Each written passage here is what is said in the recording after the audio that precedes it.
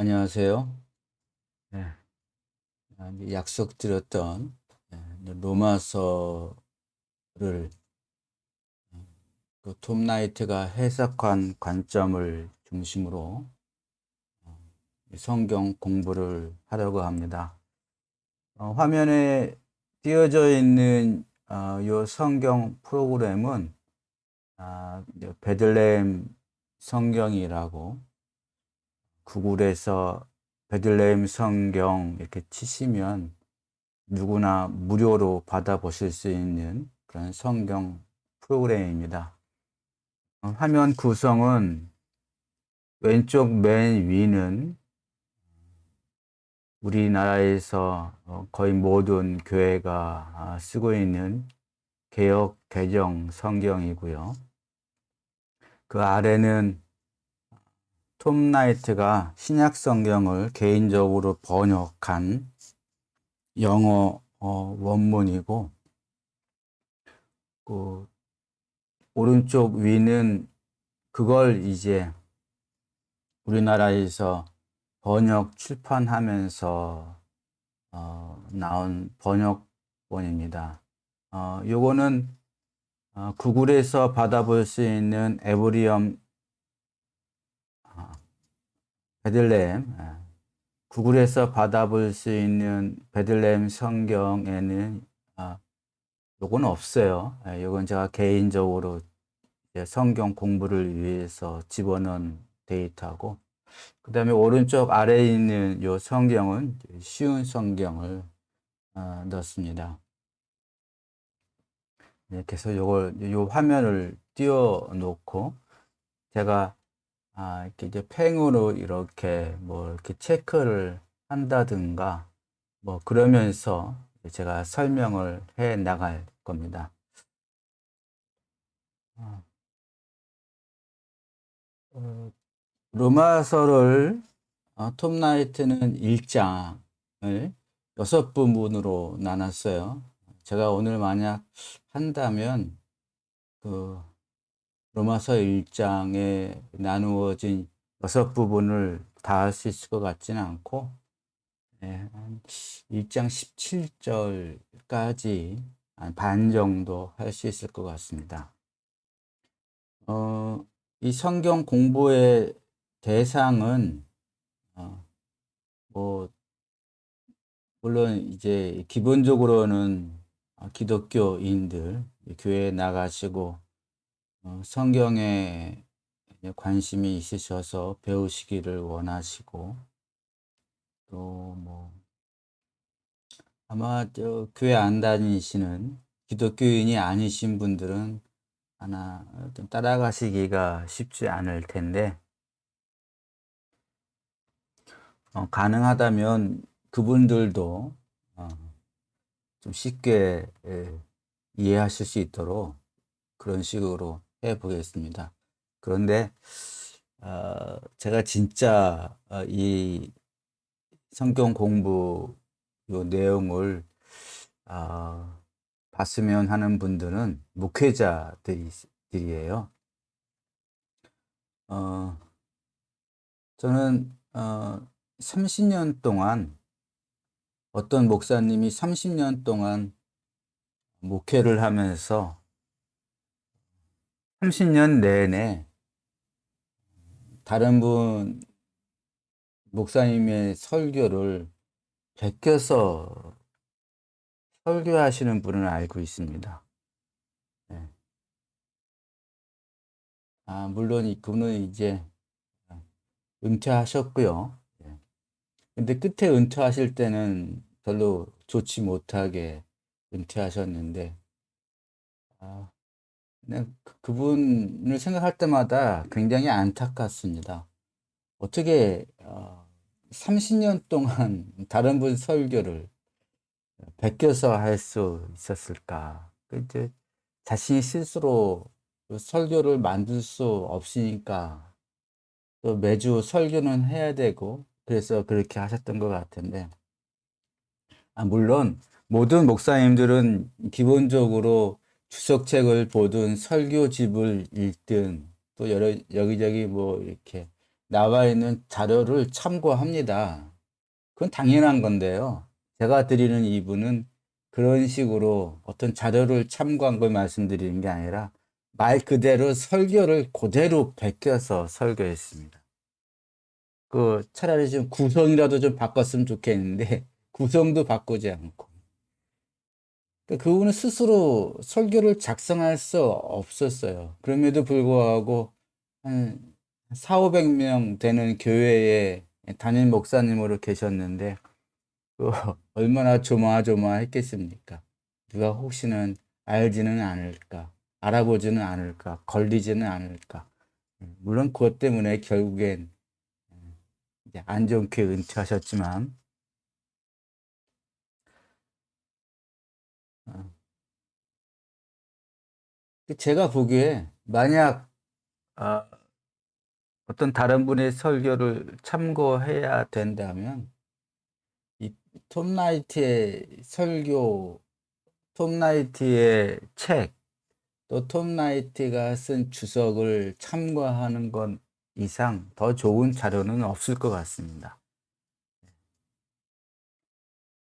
혹시 뭐 전도사님이라든 또뭐 지금 갓 목사가 되신 목사 초년이시라면 설교 자료로 제가 지금 이렇게 같이 공부하는 건 이걸 좀 참고하셔서 이걸 좀 많이 좀 숙지하시고 또 자기 나름대로 설교를 구성하셔서 설교하시면 제가 보기엔 상당히 어, 인기 있는 설교가가 그리고 그 의미 있는 설교를 매번 하시는 그런 좋은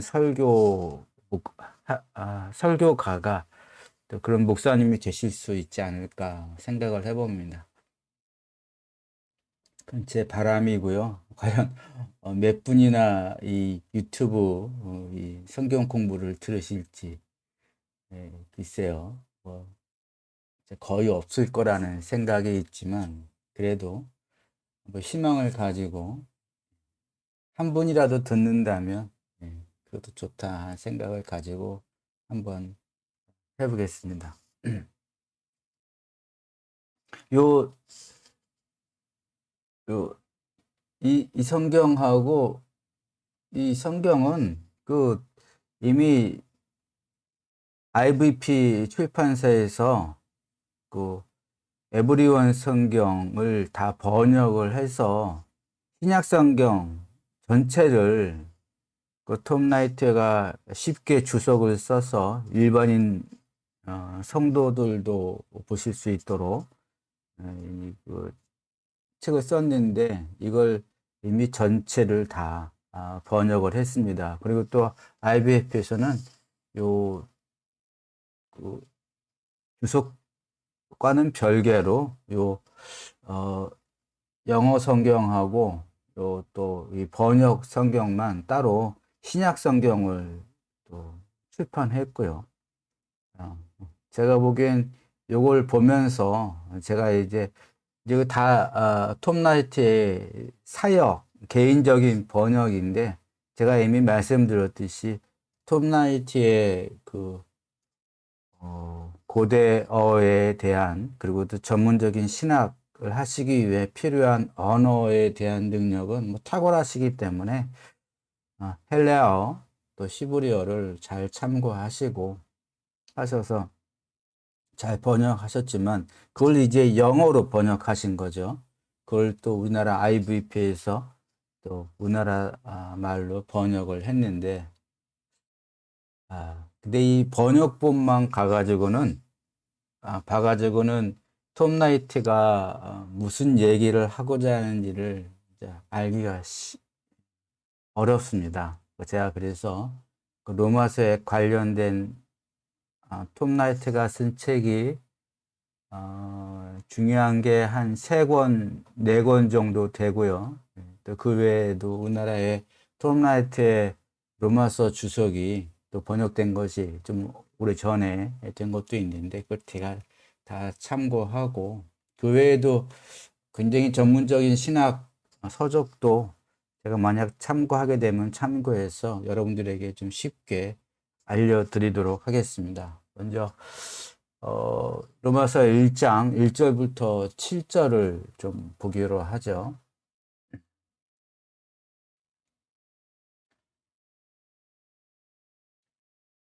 톰 라이트는 로마서 서두에서 로마서는 마치 화성과 같다라고 말합니다.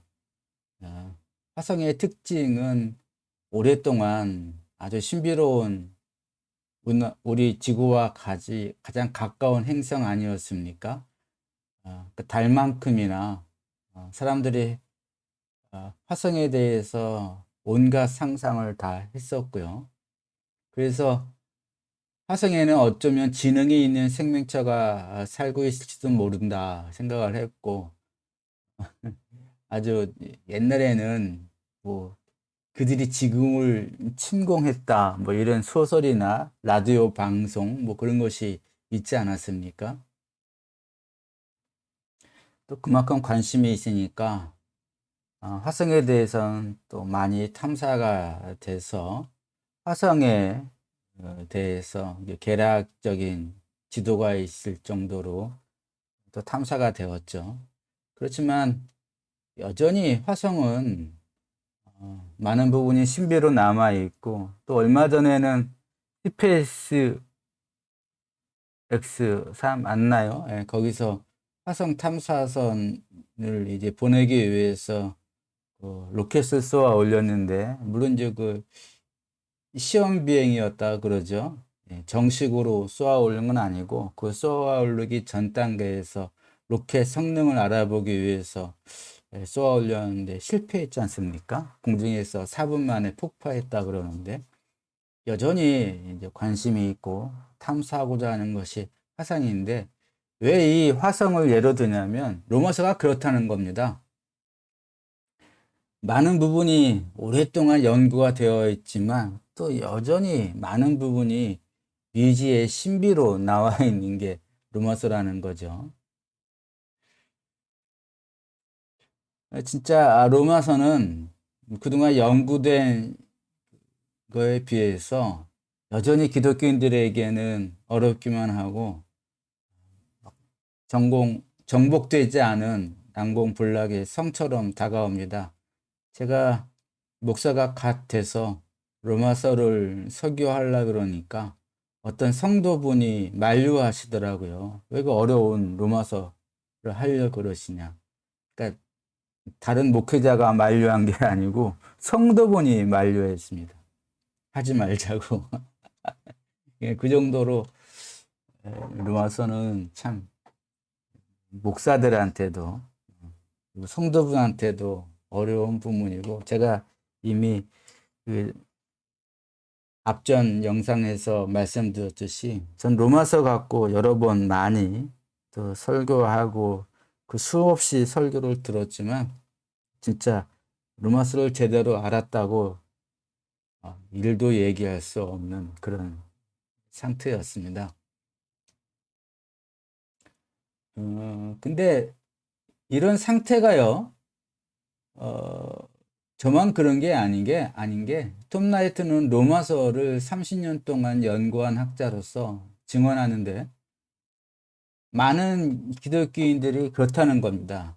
자신에게 와서 고백하기를 로마서를 한때 읽어보려고 했지만 수렁에 빠져서 옴짝달싹할 수 없었다. 뭐 이렇게 고백한다는 거죠. 제가 그게 무슨 말인지 이해가 됩니다.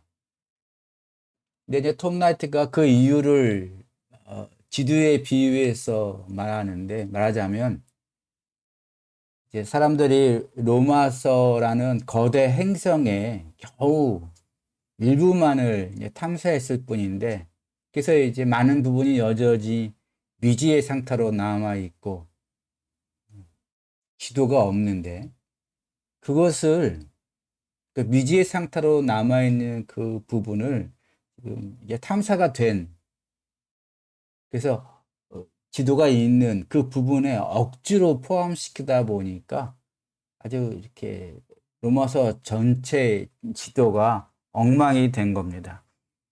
탐사가 된 지도는 그대로 놔두고 탐사가 되지 않은 부분은 그거대로 놔둬야 되는데, 탐사가 된 그 지도를 예, 로마서 행성 전체의 지도로 확장시켜 버리니까 이제 문제가 커진 거죠. 특히 바울이 로마서 전체에서 언급하는 게 유대인과 이방인의 문제거든요.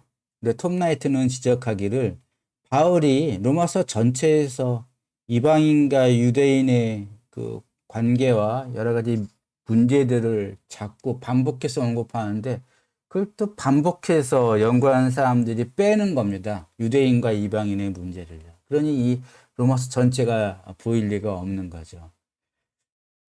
우리는 이렇게 30년 동안 로마서를 연구한 학자로서 톰 라이트의 이 평가에 대해서 무게를 둘 필요가 있다고 생각이 듭니다. 그리고 톰 라이트는 자신의 로마서 연구가 이제 남은 미지의 영역을 완전히 탐사해서 로마서에 대한 새로운 지도를 그리기를 원하는데, 그의 책들이 그런 역할을 할 것이라고 기대를 하죠. 먼저 여러분, 우리나라 성경과 톰 라이트의 사역을 보면 비교해서 보면은요, 이런 부분이 좀 틀리죠. 우리나라 성경은 예수 그리스도의 종 바울은 이렇게 얘기하고 있는데, 예수 그리스도 이렇게 얘기하는데, 톰 라이트는 꼭 거기에 왕이신 예수 이렇게 꼭 왕을 붙입니다. 네.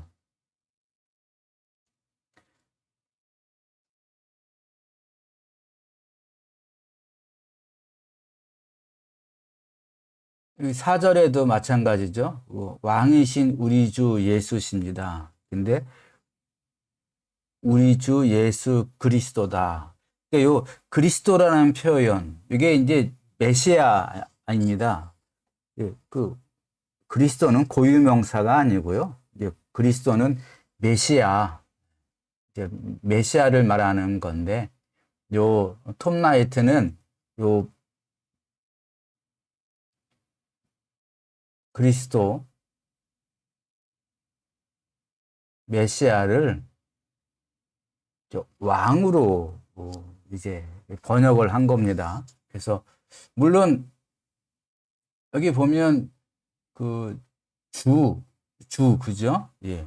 우리 이 주라는 말에는 이미 왕이라는 말이 들어가 있기는 하지만, 근데 요 앞부분에서는, 그죠? 예. 그냥 예수 그리스도 이렇게 되어 있습니다. 그런데, 예. 거기서 이제 왕이라고 붙인 거는, 아주 특이할 만한 톰 라이트의 번역인데, 다 이유가 있습니다. 그 얘기를 좀 이제, 해야 될 것 같습니다.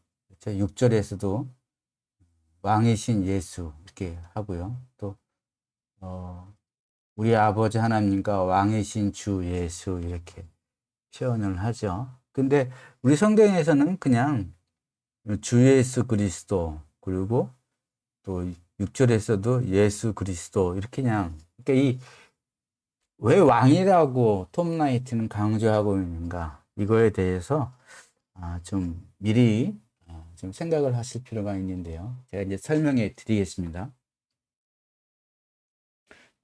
먼저 1절부터 7절은 로마서 전체를 이해하는 열쇠 같은 본문이라고 봐야 됩니다.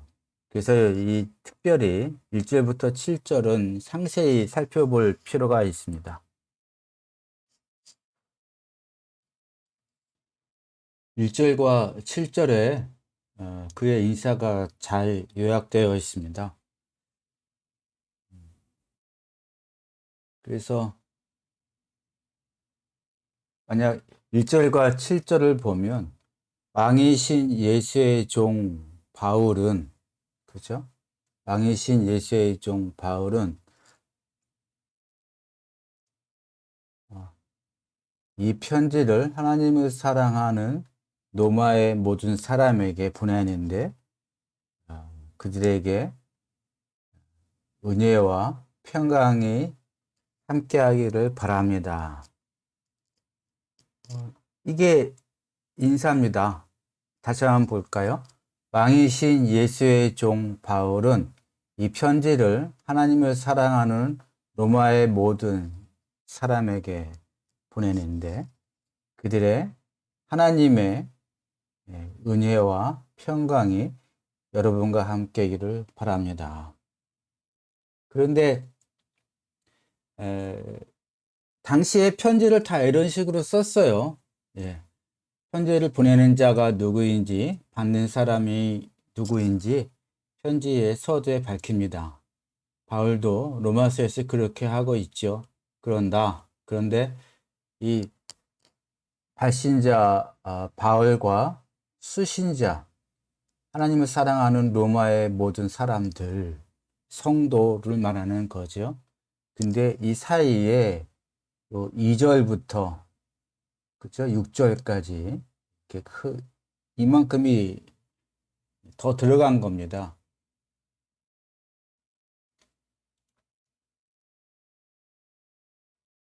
확장시키고 있는 거죠. 그 이유는 이제 바울은 요 앞부분에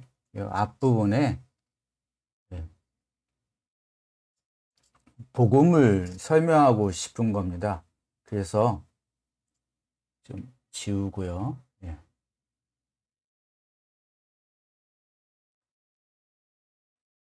요 2절부터 6절 요 사이는 로마서 전체를 관통하는 복음, 복음에 대한 진술이 이 안에 들어 있습니다. 그걸 이제 우리가 로마서의 열쇠 같은 본문이라고 생각을 하시고 이제 그것이 무엇인지를 좀 찾아내야겠죠. 이 글씨를 좀 잘 쓰고 싶은데 이 화면에다 직접 쓰니까 좋지 않게 보이더라도 양해해 주시기 바랍니다. 그 로마서에 이 복음 이렇게는 쓰여 있지 않습니다. 대신 하나님의 좋은 소식 이렇게 쓰여 있죠. 이 하나님의 좋은 소식이 그죠?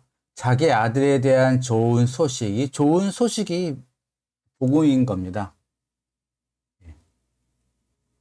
그리고 이 좋은 소식을 이제 얘기해 줄 텐데 그것이 로마서 전체의 저변에 깔려 있는 것이죠.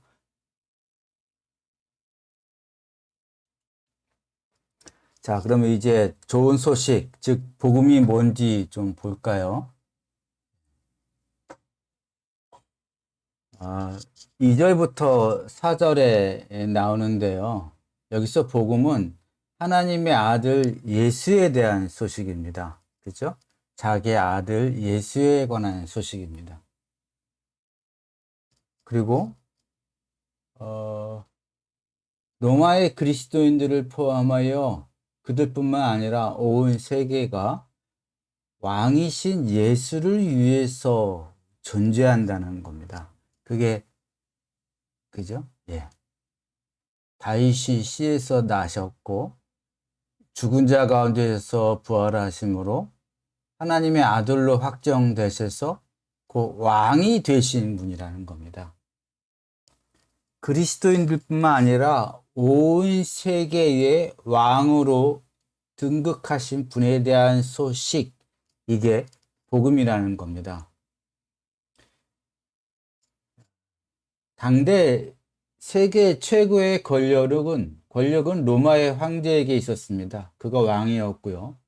그리고 실제로 로마 황제에게는 신의 아들이란 직함이 포함되었습니다. 그래서 황제의 생일을 사람들은 또 좋은 소식이라고 환호했습니다. 그런데 그 황제의 본거지인 로마에 편지를 보내면서 바울은 좋은 소식, 즉 복음을 전하는데 그 복음은 로마의 황제가 왕이 아니라 실제로는 하나님의 아들 예수가 왕이라는 겁니다.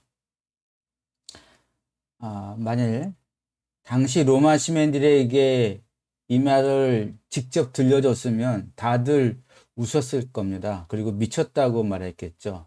또는 반역으로 몰려 잡혀 죽을지도 모릅니다. 그러나 이게 복음인 겁니다. 그래서 2절부터 4절까지 바울은 왜 예수님이 실제로 왕인지에 대한 근거를 댑니다. 우선 3절, 아까도 말씀드렸듯이 자기 아들에 대한 좋은 소식인데 그는 육신으로 다윗의 씨에서 나셨다. 예수님은 로마보다 훨씬 오래된 다윗 왕조의 씨라는 것이죠.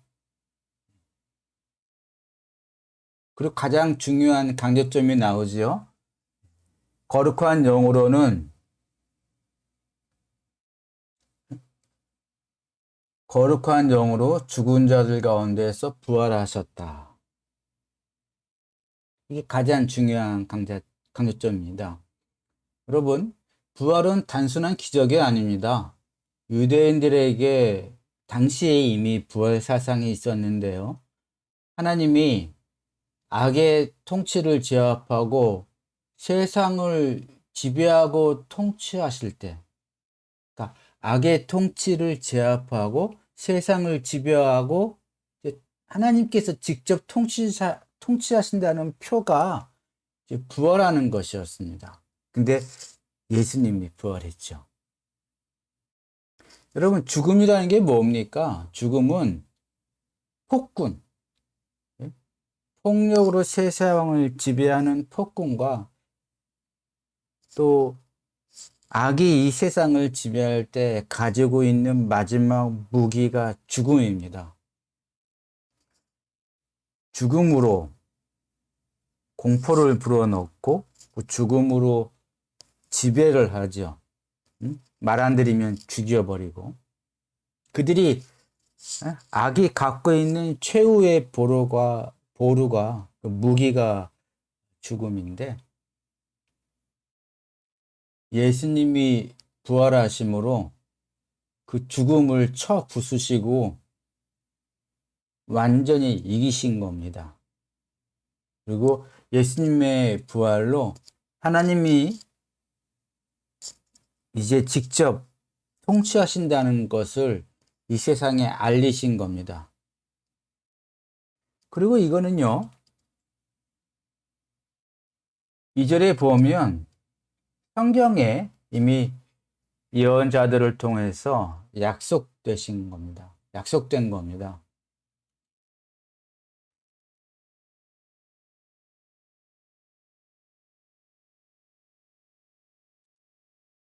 그러면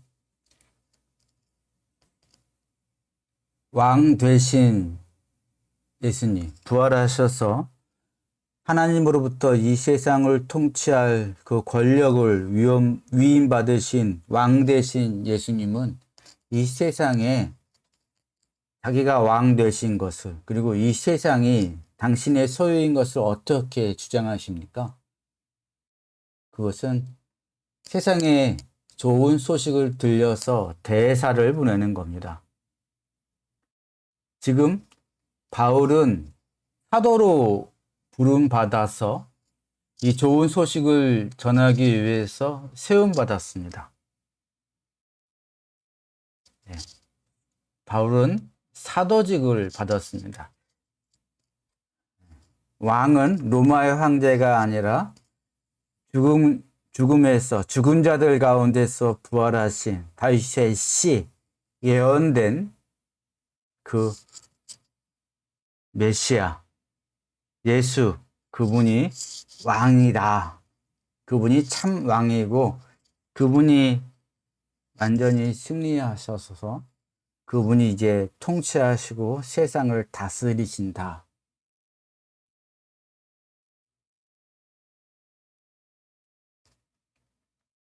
이걸 지금 바울이 들고 그 좋은 소식에 왕의 좋은 소식을 가지고 전하는 전령으로, 대사로 부름받아 전하고 있는 겁니다.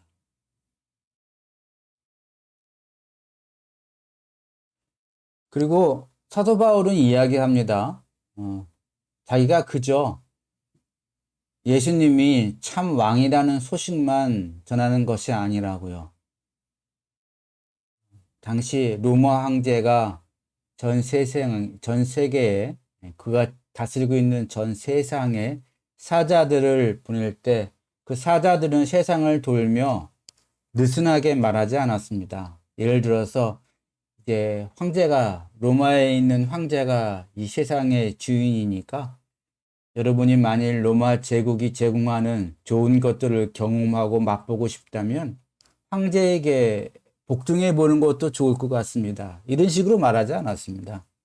왕이 사신을 보낼 때는 내가 왕이고 그 사신이 말하는 것을 지켜라, 순종하라고 요구하는 겁니다. 그래서 똑같이 이제 로마의 황제가 왕이 아니고 죽은 자 가운데서 부활하신 예수가 하나님으로부터 참 왕으로 등극되셨으면 여러분들이 만약 그분을 왕으로 모신다면 이제 그의 말씀에 순종하라. 그리고 내가 누구를 왕으로 모시고 있는가 자기 위치를 분별하라. 이렇게 얘기하는 겁니다. 예. 두 왕을 섬길 수는 없는 거죠. 그래서 이 편지는 로마에 있는 사람, 하나님을 사랑하는 로마에 있는 사람, 그리고 하나님의 거룩한 백성으로 부르심을 받은 사람, 누굽니까? 로마의 황제가 왕이 아니다. 예수가 왕이다. 예수가 참 왕이다. 라고 고백하는 사람에게 보내지는 거고요. 그죠? 그 사람들은 믿음의 순종을 보여야 되는 겁니다. 그분을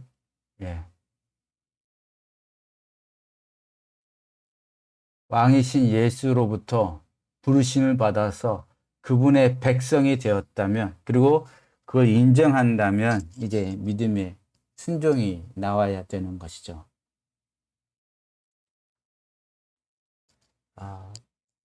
복음은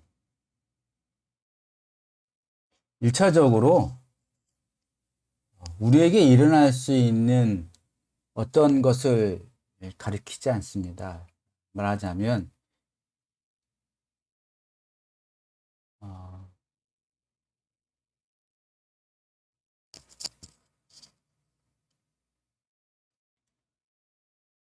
예수를 믿으면 복 받을 것입니다. 물론 맞는 말이죠. 그런데 예수를 믿으면 복 받습니다. 이게 복음이 아닙니다. 이것을 복음이라고 얘기하면 안 됩니다. 복음은 어떤 일어난 사건을 말하는 겁니다. 즉 무슨 사건이요? 예수님이 죽은 자들 가운데 부활하셔서 이제 이 세상에 참 왕이 되셔서 이 세상을 통치하신다. 이렇게 이미 일어난 사건을 말하는 겁니다. 복음은 하나님의 아들이신 예수님이 이 세상의 왕이 되셨다. 어떻게? 예언대로 다윗의 씨로 오셔서 죽은 자들 가운데 부활하심으로 죽음을 완전히 패배시키시고 왕이 되셨다. 이게 복음입니다. 그분을 왕으로 모시면 이제 우리는 그의 백성이 되는 것이고, 백성이 된 자의 마땅한 모습은 순종입니다. 이 복음을 거부하는 것은 어리석은 일이죠. 왕이 통치하는 나라에 살면서 그 통치를 안 받으면 어떻게 되겠습니까? 또, 난 예수님을 왕으로 모십니다. 라고 예수님이 왕이신 것을 받아들이고 나서 통치하십시오. 제가 그 백성으로 살겠습니다. 라고 얘기는 하는데 정작 순종하지 않으면 그것도 어리석은 일입니다. 그 나라에 살면서 왕이 통치하는 세계에 살면서 그 통치를 안 받겠다 그런 것도 문제지만 그 통치를 받겠다라고 그 왕의 백성이라고 인정하지만 순종하진 않겠다. 그것도 이 둘 다 문제가 되는 것이죠. 바울의 복음은 다시 말씀드리지만 도전입니다. 어떤 도전? 로마의 황제가 왕이 아니라 아주 다른, 완전히 다른 이 세상의 로마 황제와는 전혀 다른 종류의 능력을 행사하시는 분이 이제 진정한 이 세상의 왕으로 등극하셨다. 이게 복음인 겁니다. 아까도 맨 처음에 서두에 말씀드렸지만 우리 개역 개정 성경에서는 이 복음이 무엇인지에 대해서 잘 드러나 있지 않습니다.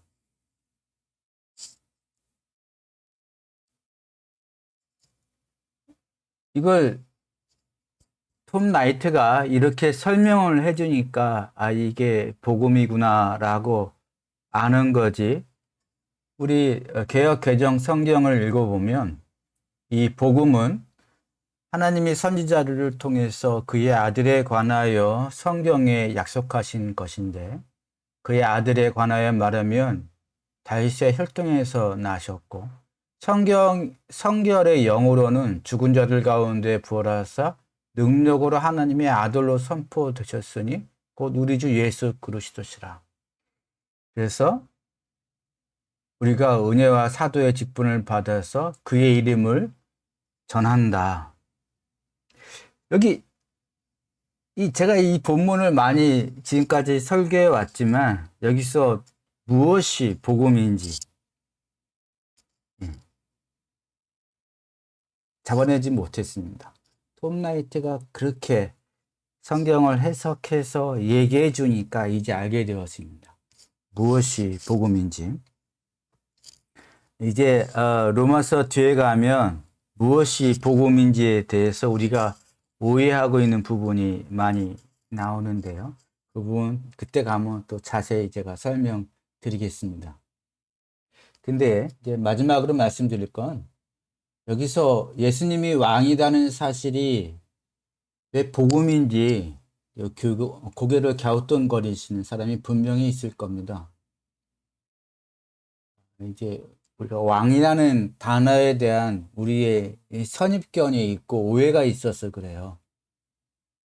왜냐하면 왕이라는 단어는 우리에게 한 사람을 위해서, 왕 한 사람을 위해서 그 외의 모든 사람을 희생시키는 폭군이나 독재자의 느낌이 있고요. 그런데 실은 이거는 왕이라는 실체를 그리고 단어를 우리가 오염시킨 것이지 성경에 나온 왕은 어떻게 표현되고 있냐면 고아의 아버지며 과보편에 선 재판장의 이미지입니다.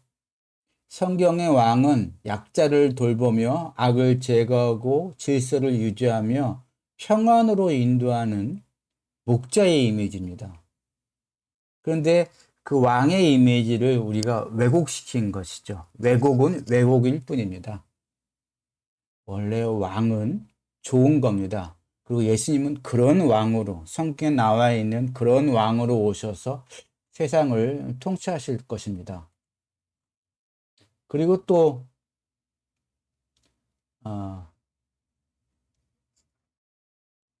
예수님이 왕이라 그러면 이 세상은 왜 이 모양이지? 그분이 왕으로 실제로 왕이 되신 통치하시는 분이라면 그분의 통치가 어떻길래 이 세상은 이렇지? 라고 또 의문을 품고 질문하시는 분이 분명히 있을 겁니다. 실제로 그 의미를 깨달으려면 우리가 이제 시작되는 로마서 전체를 살펴보면 그 의문도 해결될 겁니다.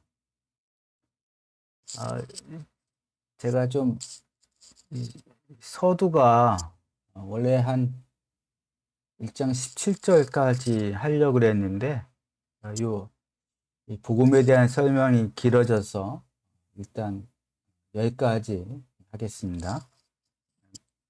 금방 돌아올게요.